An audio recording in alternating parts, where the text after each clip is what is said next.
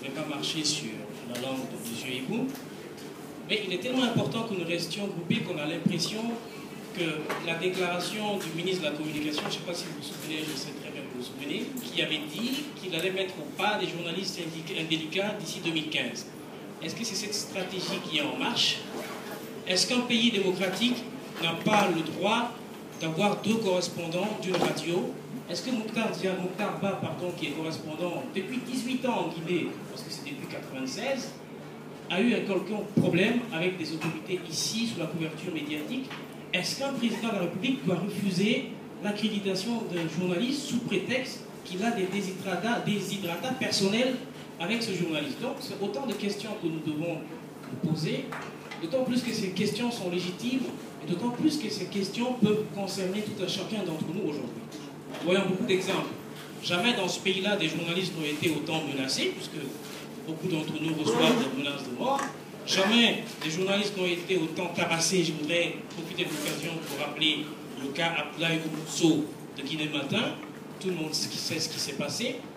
Donc, on a l'impression que Mokhtar Ba est un cas, mais nous sommes tous concernés par le cas de Mokhtar Ba, parce que nous pouvons tous être comme un Mokhtar Ba demain. Donc, il est important que nous restions groupés et que notre solidarité ne souffre d'aucun malentendu pour nous permettre de mener à bien le combat pour la liberté de presse en Guinée. Parce que nous parlons de démocratie.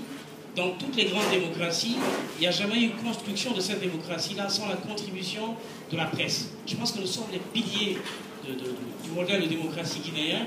Et je pense que si le pouvoir aujourd'hui est ébranlé par le cas Mokhtar Ba ou par le cas de certains journalistes que nous connaissons très bien, c'est parce que nous faisons tellement bien notre boulot qu'ils sont gênés.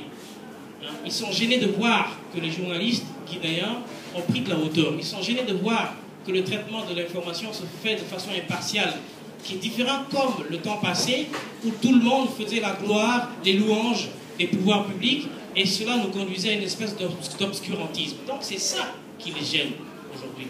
Dans les explications de Martine Condé en filigrane, on pouvait lire que Mokhtar Ba ne serait pas renouvelé dans son accréditation parce que tout simplement sa couverture médiatique était impartiale. Sa couverture médiatique n'allait pas dans la ligne de conduite du pouvoir en place. Donc c'est ça le problème. Le problème, ce n'est pas le fait que Mokhtar Ba ne fait pas bien son boulot, parce que ça fait 18 ans que Mokhtar Ba est correspondant historique de RFI, correspondant numéro 1 de RFI en Guinée, mais le problème c'est que Mokhtar Ba traite de manière professionnelle, de manière impartiale son information. Si vous vous souvenez bien d'ailleurs, RFI qui est une radio francophone, est-ce qu'on s'est posé la question de savoir comment se fait-il que RFI a totalement couvert sur Ebola dans un pays anglophone comme le Libéria, en laissant de côté la Guinée?